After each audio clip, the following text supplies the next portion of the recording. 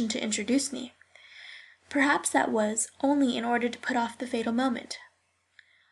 However little one may have known women like Marguerite, one cannot but know the delight they take in pretending to be witty and in teasing the people whom they meet for the first time. It is no doubt a return for the humiliations which they often have to submit to on the part of those whom they see every day.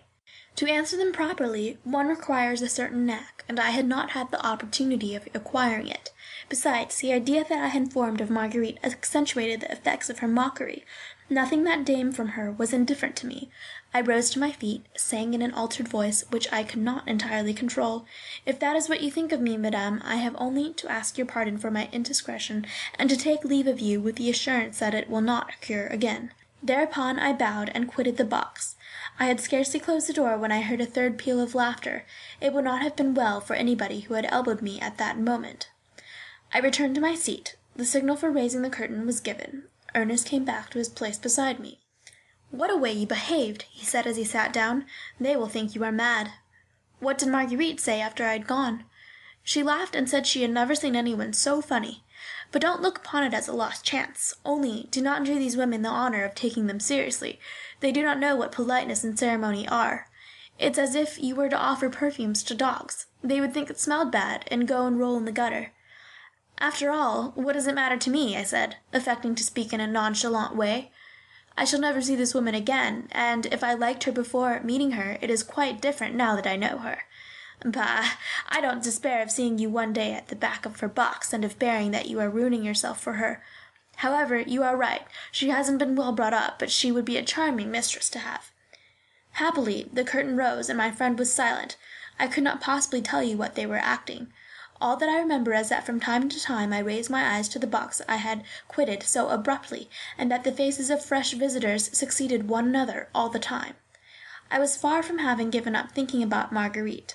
Another feeling had taken possession of me. It seemed to me that I had her insult and my absurdity to wipe out. I said to myself that if I spent every penny I had, I would win her and win my right to the place I had abandoned so quickly. Before the performance was over, Marguerite and her friend left the box. I rose from my seat. "Are you going?" said Ernest. "Yes." "Why?" At that moment he saw that the box was empty. "Go, go," he said, "and good luck, or rather, better luck." I went out. I heard the rustle of dresses, the sound of voices on the staircase. I stood aside, and without being seen saw the two women pass me, accompanied by two young men. At the entrance to the theatre they were met by a footman. "Tell the coach to wait at the door of the Café Anglais," said Marguerite. "We will walk there." A few minutes afterward I saw Marguerite from the street at a window of one of the large rooms of the restaurant, pulling the camellias of her bouquet to pieces one by one. One of the two men was leaning over her shoulder and whispering in her ear. I took up my position at the Maison d'Or in one of the first-floor rooms, and did not lose sight of the window for an instant. At 1 in the morning Marguerite got into her carriage with her three friends. I took a cab and followed them. The carriage stopped at No. 1 Rue d'Antin. Marguerite got out and went in alone. It was no doubt a mere chance, but the chance filled me with delight. From that time forward I often met Marguerite at the Theatre or in the Champs-Élysées. Always there was the same gaiety in her, the same emotion in me.